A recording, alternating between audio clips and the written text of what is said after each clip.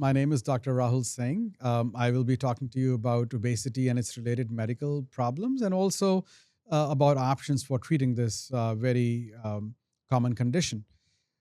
If you have any questions that you felt were unanswered or were curious to learn more about treatment options of obesity, feel free to click on the link in the description below. It's our website, www.creas.com. And you'll find a form on that website to fill if you're interested in meeting with us, whether over telehealth or in person, so you can learn more about what the options are and to see if you're a candidate for weight loss surgery. This seminar is meant for anybody that's interested in learning about obesity and how it can be treated, whether it's medically or with surgery. We have extensive experience in this field. In fact, our practice, it's called CREAS. It's been around for more than 20 years, in fact, close to 25 years. And we were the first people in this state to offer weight loss surgeries. In fact, we've been involved in establishing center of excellence in the various hospitals within Delaware. We not only offer options for treatment of obesity, but we are also general surgeons at core. So we perform a lot of surgeries involving the abdominal space, whether it is the gallbladder, the large intestine, like the colon surgeries, colon cancer, colonoscopies.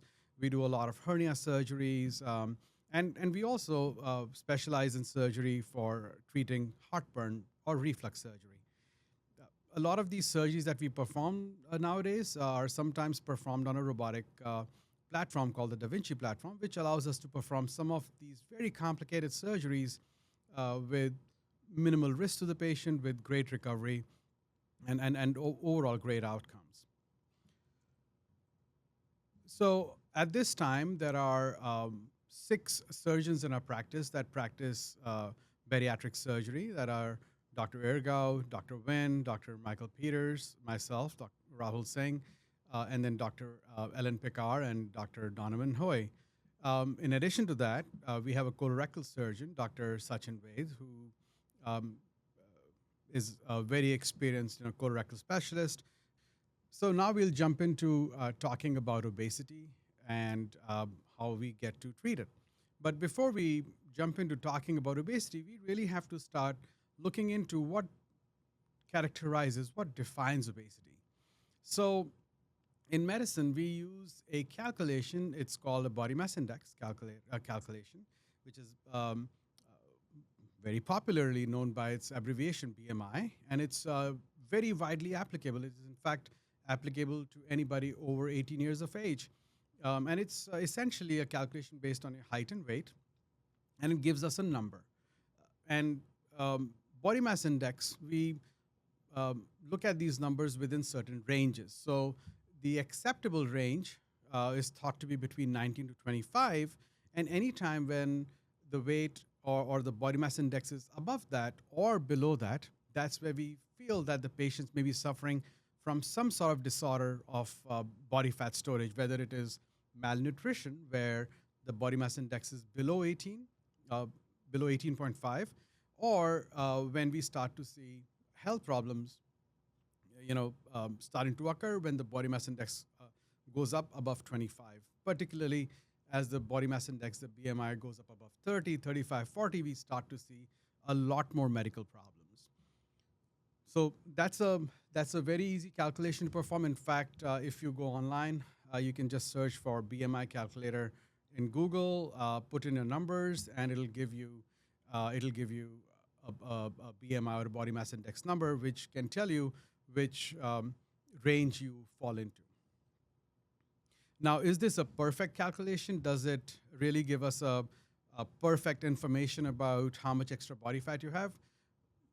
Not necessarily, but this is the best calculator which we can apply to most people that is available to us and is easy to calculate. So that's why it's used.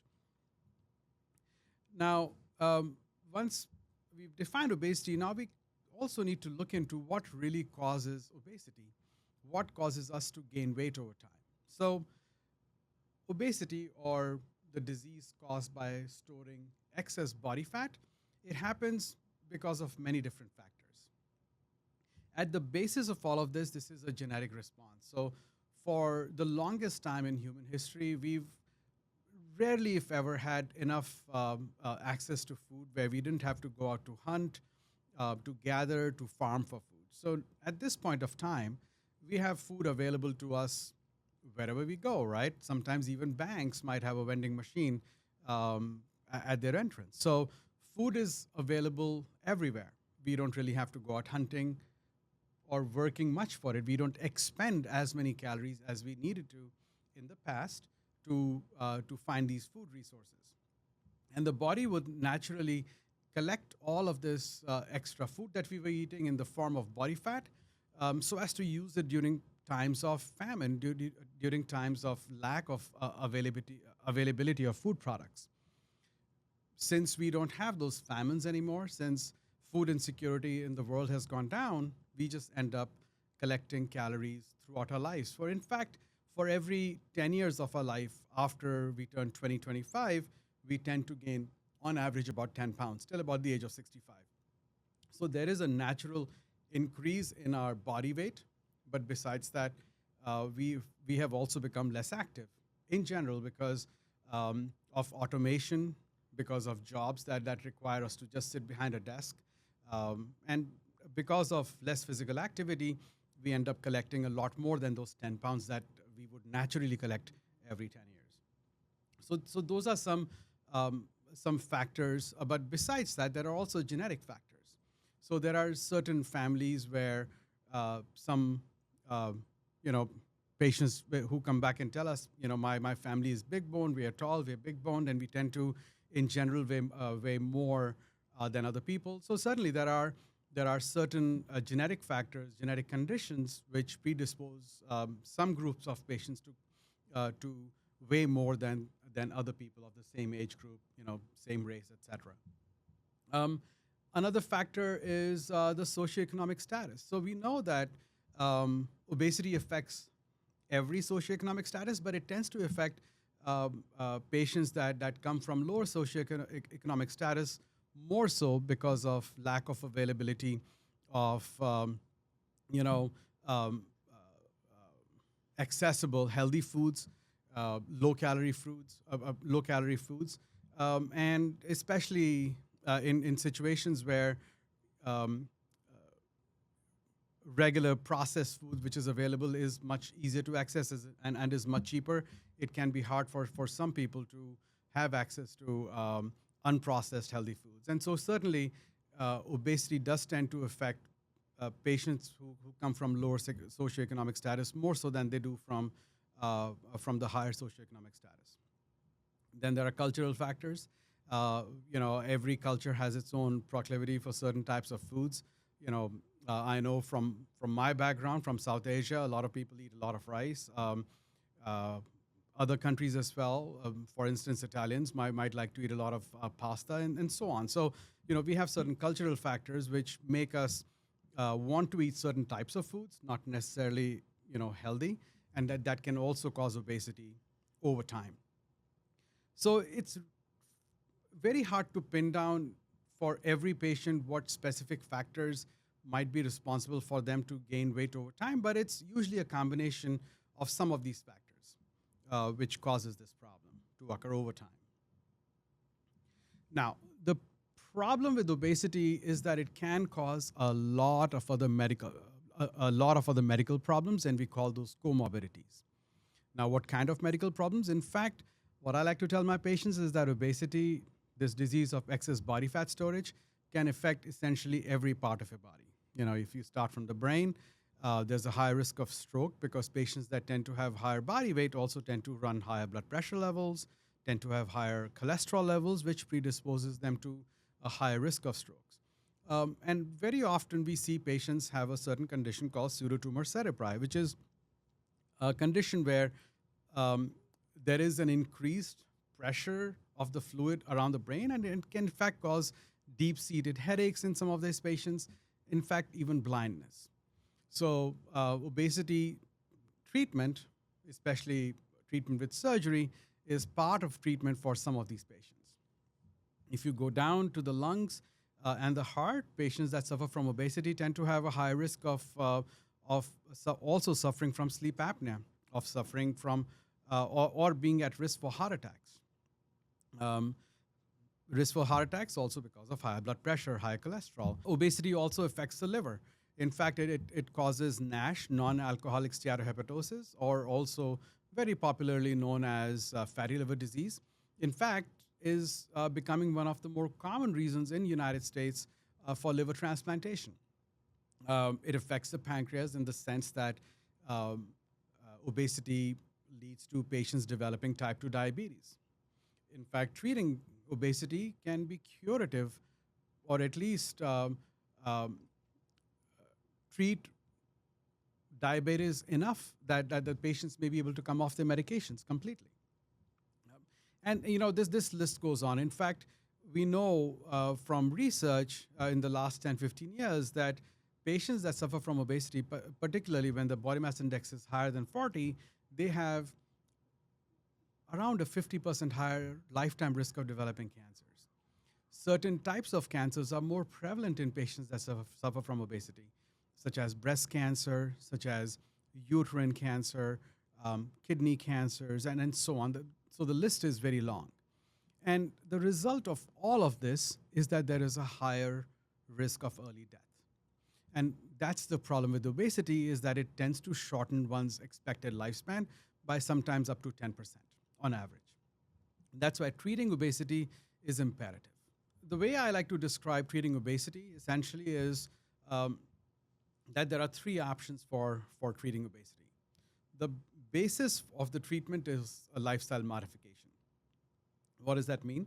Lifestyle modification means eating better. That means eating less calories and all.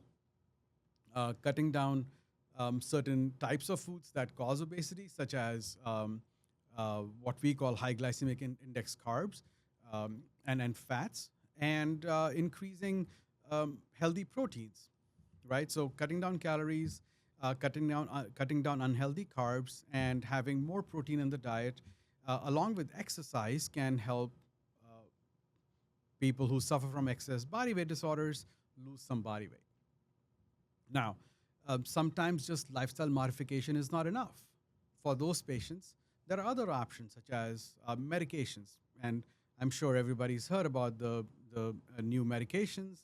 Well, they're no longer new, but they've been around for about 4 or 5 years, such as Wegovy and Zepbound, and now we have Wegovy pills as well. So these are useful aids in helping patients who are looking to lose weight, along with the right lifestyle. And then there is surgical option for treating obesity, along with lifestyle modification. Now, when it comes to treating patients for these medical conditions for obesity, how do I help them decide what kind of treatment option is best for them? So after we've had a discussion about lifestyle modification, usually, we would talk about what the patient's goal is for weight loss, right? And also looking at how much extra body weight do they have at the time when we meet with them. So if somebody's body mass index is above 35, above 40, usually for those patients, the best option is to go with surgical weight loss along with lifestyle modification. And for patients whose body mass index is below 35, usually the best option is lifestyle modification along with some sort of medication. Now, why do we make these types of recommendations? Well, it depends on how much weight would an average patient lose using one or more of these modalities, one or more of these options. So just based on lifestyle modification, patients may be able to lose on average, about 5%, 2 to 5% of the extra body weight. When it comes to medications, medical therapy, patients can lose anywhere from 5% to 15 to 20% of their body weight. But when patients need to lose more weight to get down to a healthier body weight, then surgical weight loss is the best option for them. And we'll talk about some of those details in some of the later slides. So a lot of times when I talk to patients about lifestyle modification, that, you got to eat right. These are the types of foods you can eat, and, you have to cut down these types of carbs and start an exercise program, most of the patients would come back and tell me, well, doc, I've already done that in the past. I've been able to lose 40 pounds, but look at me now. I've regained a lot of that weight back, or I've regained 20 pounds from those 40 that I'd lost, and I'm worried that I'm going to regain all of this weight back. Why does this happen? So this goes back to the slide where I was kind of talking about why do we gain weight over time. So our body fat is a resource for our body to be used during times of great need, during times of famine. So our body is geared to gain weight. Our body is geared to collect fat. Whenever we start to lose body fat, our brain, which has a sensor inbuilt inside the brain, which senses how much body fat your body has at any given point of time, it's through a mechanism called leptin. It tells the rest of the body that, you know what, go look for more food. So the hormones in the body changes. Hormones in the body change. More hunger hormones are created, and so the hunting for food response drives people to actually end up eating more food. At the same time, because your body senses that your body's fat stores are going down, it tells certain unnecessary processes to sort of slow down. So a lot of times when patients lose weight, they end up losing hair. The nails might become weak. They might also start to feel tired and sleepy. All of those are changes that the body goes through when you try to lose weight. And all of this, which is less calories being burnt and more calories being sought, because the hunger hormones are driving you to find more food, make you regain the weight sometimes more than where you started out. So you start with a certain amount of body weight, you regain it back, and this vicious cycle keeps going over and over again. And this usually happens when somebody tries to lose more than 2 or 3 to 4%, 5% of their body weight. So if somebody tries to lose more than 10, 15, 20 pounds, that's when these mechanisms really kick into place and cause this cycle to happen over and over again. So when we use medications and of course surgeries, we're able to pull patients out of this vicious cycle of weight loss and weight gain, because with surgery in particular, a lot of hormones which drive hunger, especially from the intestine, from the stomach and the intestine, they change enough that patients have less hunger and less overall desire to eat. And certain times, some of these surgeries can also prevent all the food that you're eating from getting digested. So even though certain hormones might be making you feel a little more hungry, you can't really digest all the food. So you're in effect remain at a calorie deficit and are able to lose weight and are able to sustain that weight loss. And this essentially happens for the most part through modification of your body's hormonal responses to hunger and to fat loss. And particularly with weight loss surgery, this is a very effective way to help patients lose weight. We've talked about options for weight loss, which is lifestyle modification by itself, or lifestyle modification with medications, or lifestyle modification with surgery. Now let's jump into talking about who really is a candidate for having weight loss surgery.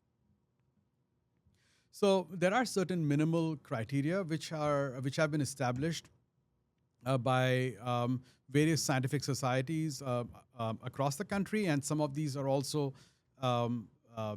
requirements which have been set by patients' insurance companies, which help determine who would be considered a candidate for weight loss surgery.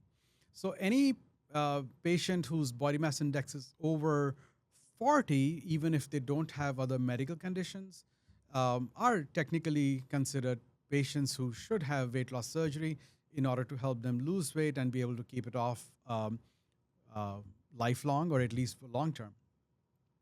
Now, if a patient has a body mass index of 35 to 40, then most insurance company would require them to have certain medical conditions that are related to obesity, in particular diabetes, high blood pressure, high cholesterol, sleep apnea.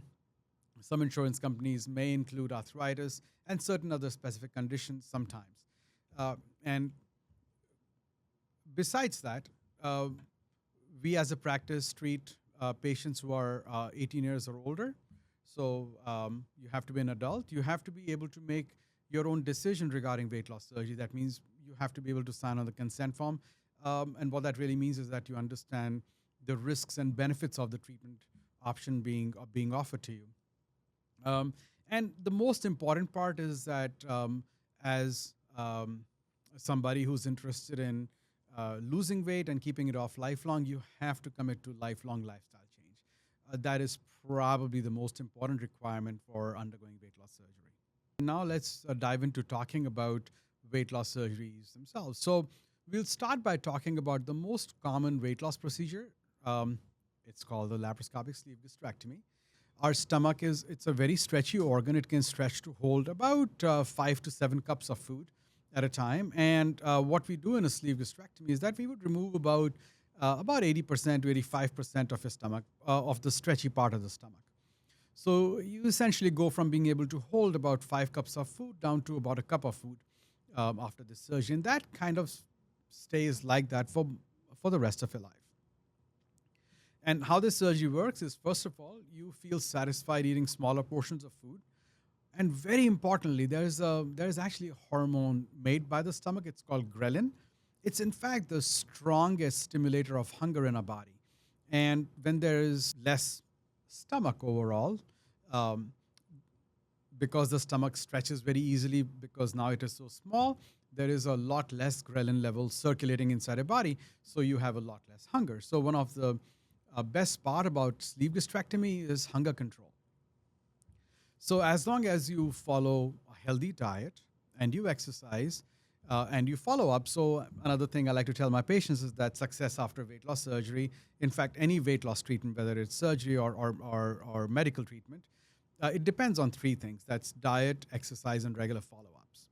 So as long as you eat right, as long as you start an exercise program and maintain it, and you follow up on a regular basis, you should be able to lose on average about 25 to 30% of a total body weight, which comes to about 2/3 of extra body weight. Depends how we look at it. But if you checked your weight today, and if you lost about a third of your weight, that would be about average weight loss with this surgery. Overall, this surgery is actually also considered very safe. In fact, research showed that it is actually safer than taking out a patient's gallbladder. So it's a very safe surgery. But as we know, with any surgery, there are certain risks that are involved. There are certain common risks to all surgeries, which we'll talk about later. But specifically with this surgery, some patients can get heartburn and may require treatment for heartburn throughout their lives. And that's usually a medicine such as omeprazole or Protonix or something like that, which they might be taking on a daily basis. Besides that, nutrition can be an issue if the patient is not following a very healthy diet. And also, patients have to commit to taking multivitamins essentially for the rest of their lives. And usually, initially, I would recommend taking specialty vitamins, but afterwards, after a year and a half, as long as you're taking some over-the-counter healthy vitamins and eating a healthy diet, you should be okay. Now we'll talk about the second most popular weight loss surgery, which is the gastric bypass. This is a little different than the sleeve gastrectomy. In fact, this surgery involves two parts. One is creation of a small stomach pouch, right where the food pipe meets with the stomach, and then reconnecting your intestine to this pouch so that the food goes down from the food pipe into the pouch into the intestine, but the food doesn't start to get digested till about half the way down, where it meets with the digestive enzymes because the intestine is reconnected there.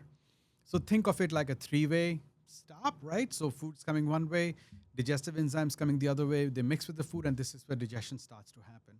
And you have now about approximately half of your intestine involved in digesting foods.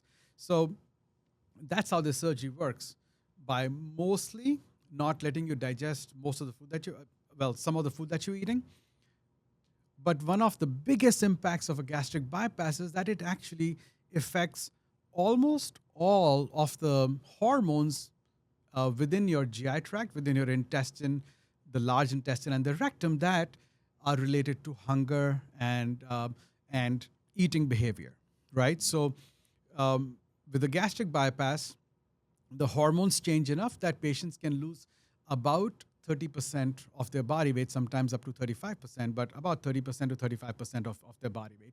So the difference between the sleeve gastrectomy, which is simply removal of the stretchy portion of the stomach, um, and a gastric bypass, where we do have to read out the intestine, from weight perspective, is about a 5 to 10% more weight loss with a gastric bypass compared to the sleeve gastrectomy. But this is also a little more complex surgery, as you can see, because it involves two different parts, right? Making a small stomach pouch and then rerouting the intestine. Um, Overall, patients do really well, and this is really good for also treating conditions such as bad heartburn and type 2 diabetes as well. Just like this sleeve gastrectomy, there are certain risks which are inherent to any surgery, but specific to this one, there are certain risks such as ulcer disease. So, patients who undergo a gastric bypass, we typically ask them to not take any NSAID, medications like Motrin, Aleve, Excedrin, aspirin, ibuprofen, meloxicam. So it's a long list of medications which we would ask them not to take ever, and also not smoke, because those can cause patients to get ulcers, and that can require treatment. Sometimes it may even require surgery. Um, the joint between the stomach and intestine can sometimes get narrow. That's a rare thing that we see nowadays, but it can still happen. Another important risk of the gastric bypass is dumping syndrome, where patients experience stomach cramping and diarrhea, low blood sugar levels, flushing if they eat sugary, starchy food. So they really have to be very watchful of their diet. They have to really be careful about eating starchy foods. In fact, I tell my patients that the total amount of carbs should be very limited, at least for the first 2 years after they've had the surgery, while the body's getting used to living with a gastric bypass. Um, and with any surgery that involves the intestine, there is a risk of a bowel blockage. So that's another risk specific to the gastric bypass. But still, it is considered just about as safe as taking out one's gallbladder. So, again, a very safe surgery with great results. Next, we'll talk about very briefly about the gastric band. This is a procedure which is also um, has been around for a long time, but it's done a lot less often. At this point of time, it's offered in rare situations where other surgeries may not be an option. And that's because the average weight loss of this surgery is possibly half of what you might see with a sleeve gastrectomy or a gastric bypass. So patients seeking serious weight loss often opt to go with a sleeve or a gastric bypass procedure. However, just for completeness sake, let me also touch on the gastric band a little bit. So this procedure involves placing an inflatable silicone band around the top portion of the stomach, which is connected with a little port like a reservoir that lives under the skin with a tube. And the way this procedure works is that the amount of fluid within the system can be adjusted through the reservoir that lives under the skin, by making adjustments by essentially introducing or withdrawing fluid with a needle from this reservoir. And how this procedure works is that it can help some patients have better hunger control. Essentially, it modifies or slightly affects a certain hormone. That same one I talked to you about when I was talking about ghrelin. About sleeve gastrectomy. The hormone is called ghrelin.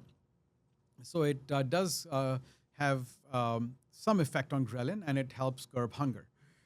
Weight loss is, as I mentioned, about half of what you might see with a gastric bypass or a sleeve gastrectomy. Overall, relatively safe procedure, which is also considered reversible. Now, for patients who are looking to lose a lot of weight, about 35 to 40% of their body weight, For those patients, we offer an additional option. It's called um, biliopancreatic diversion, duodenal switch, or a loop duodenal switch. So this is a surgery which is offered as a revision option after a sleeve gastrectomy, or for patients um, who are looking to lose a lot of weight when they come in with very high BMIs, particularly above 55, above 60, or higher. For those patients, this is a great procedure because it can bring their body weight down very significantly. This is done in hospital, and essentially this surgery has got two parts. The first part is creating uh, a sleeve gastrectomy, essentially that surgery that I described first, where we remove the stretchy portion of the stomach, and then rerouting the intestine to attach it just where the stomach ends and the intestine begins. So, in effect, it may look a little similar like the gastric bypass, but there is a little difference. In this surgery, uh, there is a lot less intestine that is involved in digesting foods, so has a much more significant effect on your gut hormones, which in turn helps you lose a lot of weight. Plus, it also is considered a malabsorptive procedure where you don't digest and absorb a lot of the food that you're eating. So you have to be very careful of your diet overall in general. But it can help you lose a lot of weight, and it's a very safe, very successful procedure for that reason. And as I mentioned, the weight loss results are spectacular. Now, what about the side effects of this surgery? So they are sort of a combination of the sleeve and the gastric bypass. So, like the sleeve gastrectomy, patients may suffer from heartburn, but like the gastric bypass, patients can suffer from nutrition problems, more so with the duodenal switch than they might with the gastric bypass. So that's one of the main differences. Because this is also an intestinal surgery, there is a risk of bowel blockage as well. The difference from a gastric bypass is that the patients can still take those medications, the ones that I mentioned you can't, like Motrinileve, Excedrin, and so on, because the risk of ulcers isn't there with this surgery like it is with the gastric bypass. And, a lot of times when we see patients in our office, they usually ask us from our perspective what might be the right surgery for them. So usually, after we've talked about your goals for weight loss, after we've looked into your medical problems, and after we've discussed about the risks and benefits, we come up with a sort of a mutual decision as to what might serve you best as a patient for the goals that you're looking for. So certainly, if you would like to know more about what options right for you, feel free to give us a call or go to our website, which is linked below, to sign up for an appointment with us. We offer both virtual and in-person appointments, of course. As I was mentioning earlier, some of these surgeries, in fact, all of these surgeries have certain common risks, which is development of stones within the gallbladder. Anytime one loses a lot of weight, whether it's with medicine, just with lifestyle modification, or with surgery, there is a risk of developing gallstones. We put our patients who still have a gallbladder on medications to help reduce the risk of gallstones. So that's certainly one risk that can be mitigated. There is risk of malnutrition, as I mentioned, vitamin deficiencies, blood clots, infections, and so on. But those are common to most surgeries. Now that we've talked about all these procedures, let me also talk about what are the benefits of having these weight loss surgeries, right? Why are we really doing all this? Well, the biggest benefit of weight loss surgeries is that it can help reverse or treat a lot of those medical conditions that we spoke about earlier. In fact, if you looked at the results or outcomes of improvement of those medical conditions, we know that if somebody was diagnosed within 2 years diagnosed with diabetes within 2 years of having their weight loss surgery, I mean, somebody got diagnosed and they had weight loss surgery within the 2 years that follow the diagnosis, there can be almost 80 to 90% chance that their diabetes can be put into remission for good. Somebody who has had diabetes for longer may be able to completely come off the medications or at least be on maybe just pills. So significant improvement of diabetes, significant improvement, sometimes 75 to 80% chance coming off of or reducing the number of blood pressure medications you might be taking. Similar improvement in cholesterol levels. 70 to 80% of patients can have diet controlled cholesterol levels. Sleep apnea can resolve in about 75% of patients. We talked about that disease called pseudotumor cerebri, where using this surgery to treat that condition is great, because a lot of those patients, that pseudotumor cerebri improves over time. And then so on. I can go over every one of these medical problems, but what we know is that losing enough weight, especially with weight loss surgery, can help reverse a lot of those medical conditions and help you live a longer, healthier life. And that's the key. All right. Now, if somebody is not really interested in undergoing some of these major surgeries for treating obesity, we do offer a less invasive option. It is called Orbera. It is a stomach balloon. It's a procedure where endoscopically, that means through the mouth, we are able to place an inflatable balloon inside his stomach, and it stays there for about 6 months.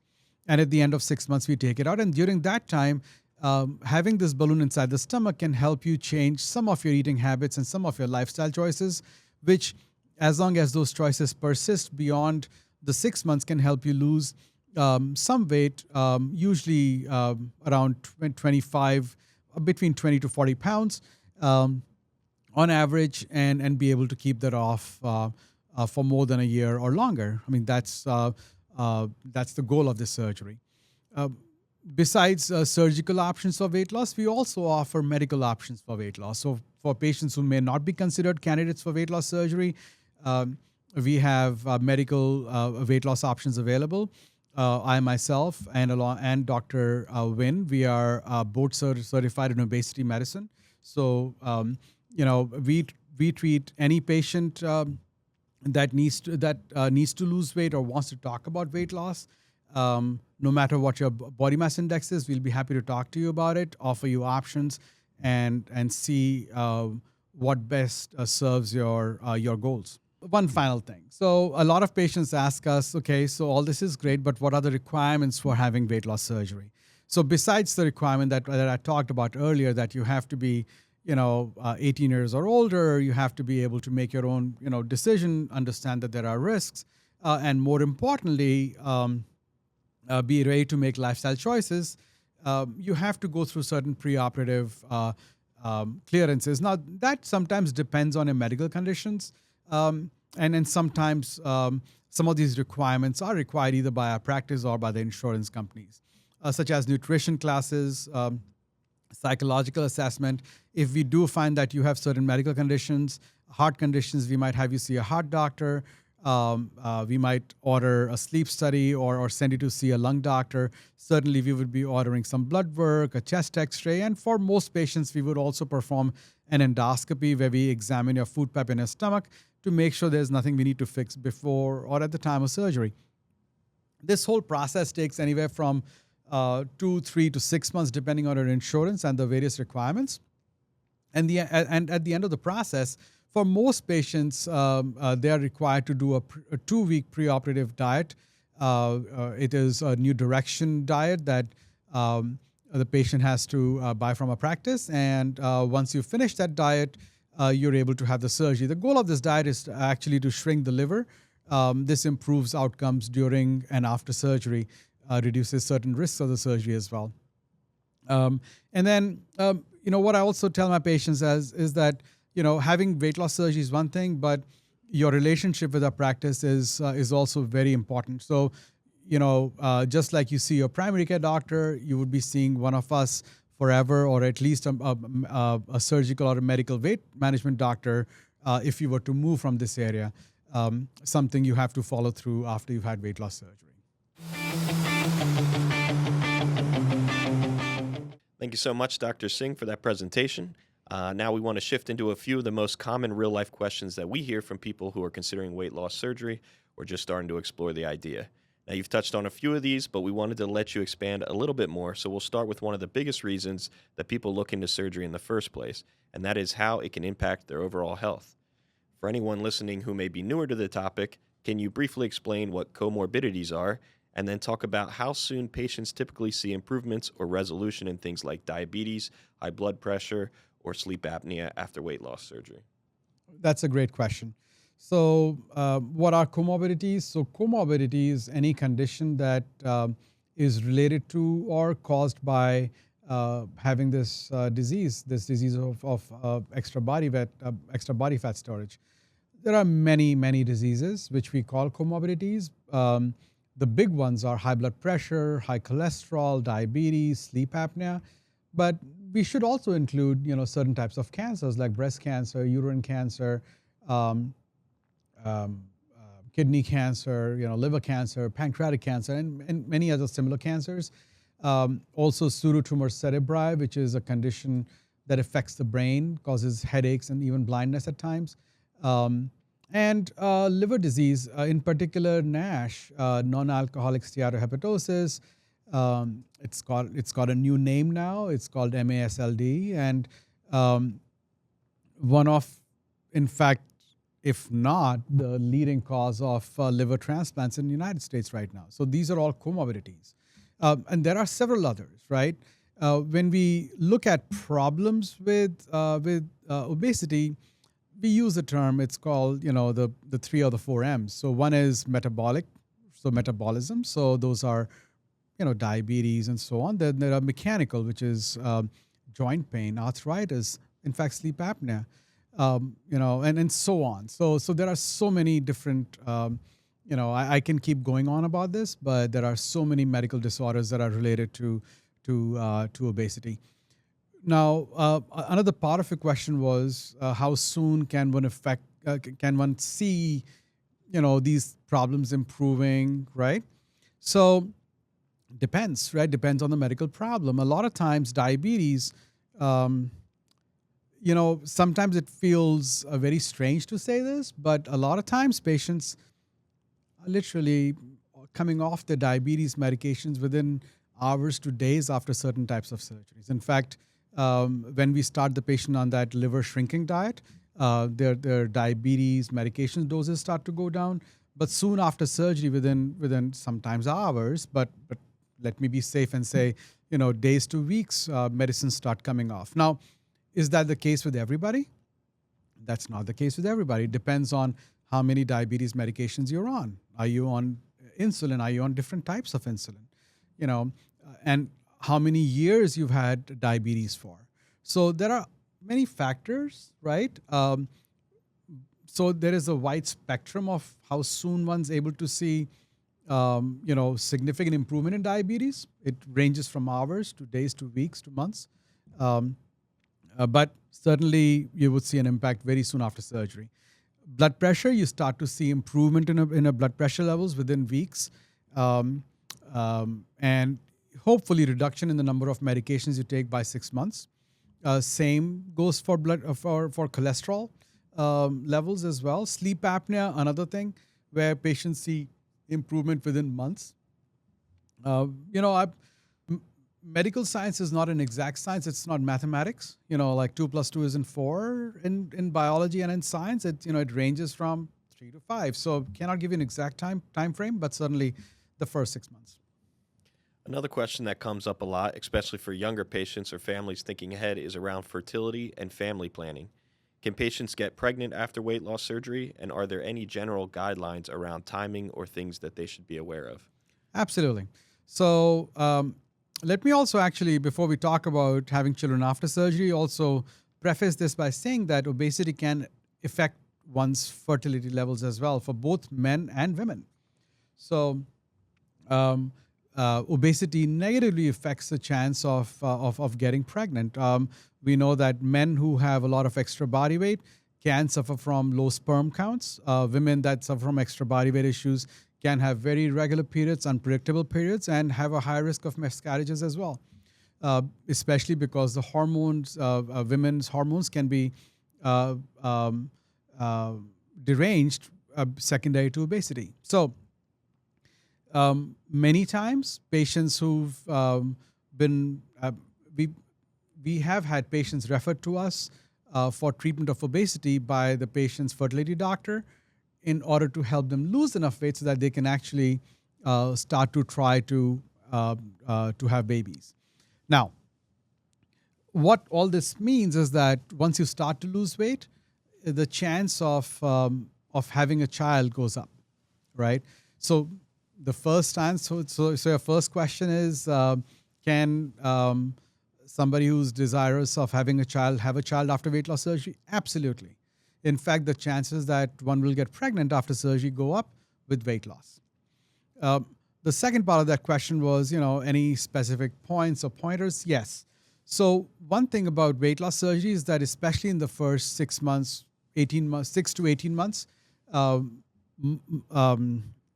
women can develop serious nutrition problems. So if she were to get pregnant, there is a chance of having serious nutrition deficiencies both in mom and the baby, resulting in birth defects and early pregnancy loss. So we recommend not to get pregnant for the first 18 months after having had weight loss surgery. So they should practice contraception. Another big reason would be because while your body is adjusting itself to this weight loss surgery, you may not be able to consume enough calories as may be required while you're pregnant. And as such, women can get morning sickness, which can be actually worsened, accentuated by the weight loss surgery for the first several months. So these are the two important reasons, the first one being the more important one. And of course, once people start seriously considering surgery, the financial side is usually top of mind. So do most insurance plans cover weight loss surgery, and what does that typically depend on? Yes. So certainly that's a consideration that everybody has on top of their minds when they are looking to have any kind of medical treatment. But as long as you are a candidate for weight loss surgery, most insurance companies in the United States will cover weight loss surgery as a treatment, as the best treatment for obesity and its related disorders. So this has changed over time. There was a time where a lot of insurance companies were not offering coverage for weight loss surgery, but now it's a rarity for them not to offer. So usually it's whatever one's regular copay is for regular visits or regular surgery is what their copay would be with us for weight loss surgery or treatment. Now, the only obligation that patients may have would be, the vitamins and other things. So sometimes we can prescribe those. If those are, if there are financial difficulties, sometimes insurance companies might cover. But even so, most of those things can be bought on Amazon for like really cheap prices. Now, before surgery even happens, there's usually a process to make sure patients are fully prepared. How long does the preoperative process usually take, and what are some of the key steps patients can expect along the way? Okay, so the preoperative process is variable. A lot of times it's dependent on the patient's insurance company. So, the preoperative process can last anywhere from 2 to 3 months to 6 months to 7 months or so, depending on how many nutrition classes over what period of time are required. Sometimes it's determined by the patient's overall health. So some patients require more preoperative workup than others, and that can sometimes also take some time for the patient to be ready. But I can tell you this, right? A lot of medical problems that patients suffer from, they're actually related to obesity. So any delay in treatment of obesity is actually in delay in treatment of those conditions which the patient's been suffering from. So a lot of times, the doctors that are taking care of these patients are actually very happy, very eager for them to go ahead and have weight loss surgery. To answer your question, it's between 3 to 6 months, depending on one's medical conditions and insurance. And finally comes the part people are often both excited and nervous about, the recovery. What does recovery generally look like after bariatric surgery, and how soon can patients expect to get back to normal daily activities? Okay, great question again. So that also has changed over time. For the past, now I believe, 8 years, we've been doing these surgeries, many of these surgeries as outpatient, same-day procedures. So sleeve gastrectomy, for the most part, it's a same-day procedure. You go home the day of the surgery. You're on your feet on the day of a surgery. You're Well, you are on a diet that goes from liquid to solid diet over about 4 weeks, but that doesn't necessarily stop you from being able to be somewhat active. So we would expect you to be up and about. Um, on average, patients are ready to go back to work within days to 1 or 2 weeks after surgery. Um, the main restriction would be lifting anything heavy, so that stays in place as with any abdominal surgery for anywhere from 4 to 6 weeks.